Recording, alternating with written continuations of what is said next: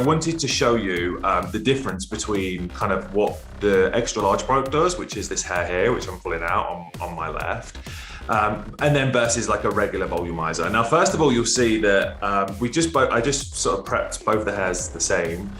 But on one side, you can see, first of all, there's not as much volume in it. But the biggest difference for me is there's not as much luxury. So for example, if I go to brush this side, the brush, it tends to get stuck and it doesn't pull through.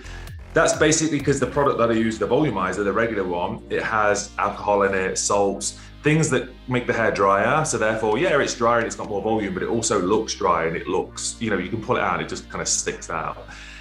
This side with the extra large, it's really maintained its integrity in terms of like looking shiny, glossy and bouncy. I'm gonna get it to stand up actually so you can see a little bit closer, because I don't know if you can see close up, but you can see this side of the hair is kind of much more glossy and more volumized.